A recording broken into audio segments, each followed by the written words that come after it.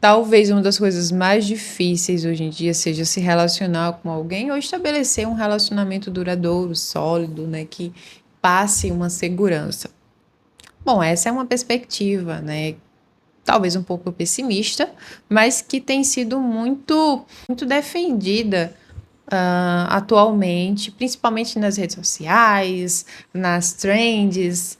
Se fala muito a respeito dessa dificuldade de se encontrar uma parceria e de se estabelecer esse tipo de relacionamento. Me parece que talvez as pessoas estejam um pouco mais receiosas em se comprometer, em se colocar à disposição e gastar energia nessa construção de um relacionamento.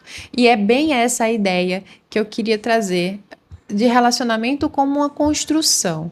Imagina um relacionamento como a construção de uma casa. Para a gente construir, a gente precisa escolher um terreno, a gente precisa juntar os tijolos, a gente precisa estabelecer uma fundação, a gente precisa ir erguendo as paredes, dando forma, dando cor, para que depois de um tempo a gente consiga ver essa estrutura existindo e que talvez assim a gente consiga encontrar uma estrutura mais sólida e que seja capaz de nos, digamos assim, nos proteger, né, das tempestades e que se permaneça ali no tempo. Talvez você esteja pensando, nossa, essa é uma ideia muito idealizada, né, dos relacionamentos. Bom, de fato, para o tempo que estamos vivendo, é uma ideia até que é idealizada mesmo. Mas não por ser impossível, mas por ser difícil de se encontrar pessoas que tenham essa mesma ideia de relacionamento e que não só tenha a ideia, mas que também tenha o comprometimento de energia, de tempo, de esforço para que isso seja construído. Se a gente fosse fazer um comparativo, eu diria que no tempo dos nossos avós, a ideia seria essa, de construção de uma casa, talvez uma casa imperfeita, né, que tivesse suas paredes ali meio tortas, o teto com goteira, né, tivesse assim uma casa um pouco meio, né, ali desajeitada, mas a ideia era justamente essa, de que essa construção deveria ser sólida e segura para todo sempre. E isso, obviamente, tinha suas implicações positivas e negativas. As implicações positivas eram justamente essa segurança emocional de permanência. Não necessariamente a segurança emocional de que seria bom e que seria feliz, mas que seria estável. Enquanto que atualmente, a gente pode tentar entender os relacionamentos mais como se fosse uma ideia de um aluguel, de uma cobertura para a temporada. Vê se faz sentido. Enquanto essa ideia de aluguel para a temporada, a gente pode perceber o quê? Que a gente procura um relacionamento que talvez já esteja pronto, que eu não precise me esforçar nessa construção, ela já está ali meio que estabelecida, provavelmente já vai ser um pouco mais requintada, né? Já vai estar mais organizado, né? Uma cobertura, mas que será por uma temporada. E daí vem a ideia da dificuldade do comprometimento. Quando a gente fala em se comprometer, envolve dois aspectos. A questão de que eu vou investir meu tempo e minha energia, então talvez eu precise de um pouco de garantias de que isso não vai ser desperdiçado. E segundo, é a dificuldade em lidar com o sofrimento caso eu perceba que isso está sendo desperdiçado. E nessas duas situações aí, a gente vai perceber que também tivemos mudanças ao longo do tempo. Quanto mais a tecnologia foi sendo desenvolvida, mais a gente foi percebendo que uma uma interação, né, uma relação um pouco mais fluida e mais globalizada também, né? A gente tem muita facilidade de conhecer pessoas que têm uma realidade de vida um pouco diferente da nossa, que moram em outra cidade, moram em outro estado, que têm uma vivência diferente, coisa que antigamente era mais difícil de acontecer. A gente não tinha tanta mobilidade. As pessoas muito possivelmente nasciam, cresciam e morriam no mesmo lugar, né?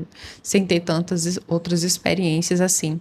Isso faz com que a gente tenha mais opções, porque a gente conhece mais realidades. E aí a gente vai escolher isso de uma forma diferente também, né? Implica numa dificuldade maior de escolha, porque a gente vai estar pensando em querer o melhor, obviamente. Mas esse melhor seria o quê? Enquanto a gente está pensando só em querer o melhor, até que vai. Mas imagina que talvez você já tenha encontrado algumas pessoas na sua vida que eram boas pessoas, que tinham um relacionamento interessante.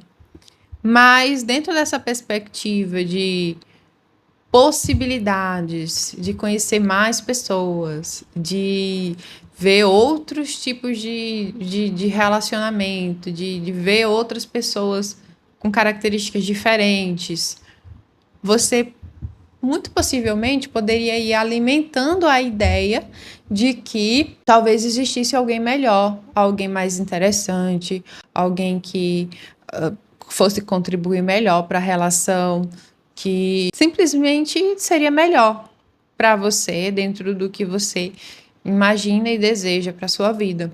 Isso enquanto algo indefinido, algo que eu não consigo colocar um ponto final e estabelecer algo que eu me sinta satisfeito ou satisfeita, faz com que a gente gere um eterno e se?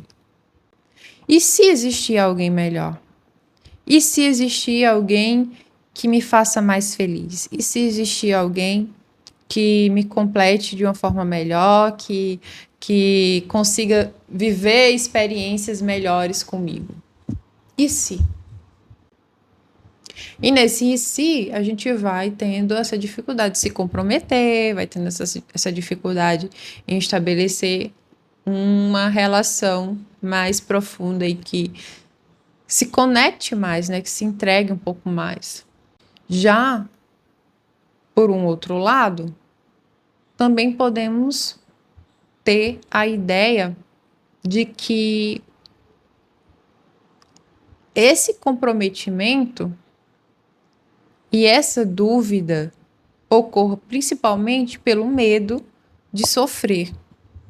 Então, a ideia do e se tiver algo melhor, talvez pode ser justamente nessa ideia. Se tiver algo melhor, eu vou ser mais satisfeita, eu vou sofrer menos, não vai ter a possibilidade dessa dor.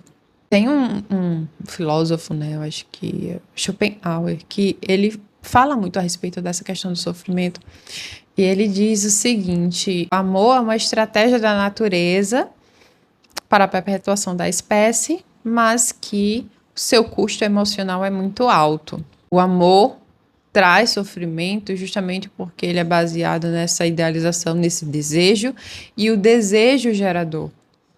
O desejo de quê? O desejo dessa idealização, desse amor romântico idealizado, né? Dessa ideia também de um outro idealizado. Um outro que tem essas características aí tão atrativas. E faz com que a gente se distancie um pouco desse amor real.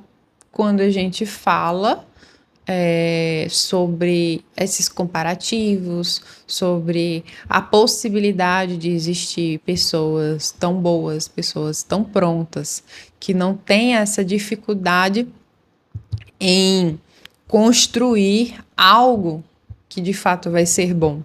Então a gente volta para a ideia do imediatismo, né? Ao mesmo tempo que essas mudanças trouxeram uma liberdade, porque agora eu não preciso mais me comprometer com algo que esteja ruim e que eu mesmo assim vou precisar assumir esse sofrimento para o resto da minha vida. Então, eu tenho um pouco mais de liberdade. As pessoas também têm sentido um pouco esse vazio e essa dificuldade de se conectar com pessoas, né? De entrar nessa intimidade. Um pouco, né, da ideia do amor líquido, né? Dessa relação mais fluida. E como é que a gente faz isso? Se a gente quer liberdade e ao mesmo tempo quer compromisso. Se a gente quer emoção, paixão e ao mesmo tempo tem medo de se entregar, digamos, se queimar, né, no processo, se desgastar. A reflexão que eu trago hoje é muito mais sobre o que a gente vem desejando, nossas ideias, nossos pensamentos, nosso comportamento. Ele tem coerência? Eu consigo perceber equilíbrio nisso? Porque se eu quero muita liberdade, vai ter um ponto que eu vou precisar dar um equilíbrio ali com a questão do comprometimento.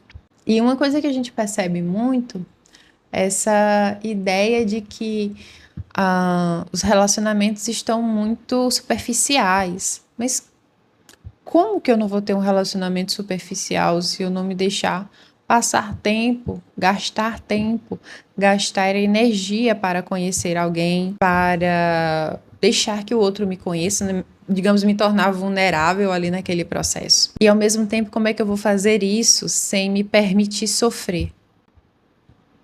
Porque se eu quiser todas as garantias do mundo para poder me deixar ser conhecida, não vou conseguir. Porque não tem como a gente ter garantia de tudo. O máximo que dá pra gente ter mais ou menos ali alguma ideia, né? Mas garantia, não.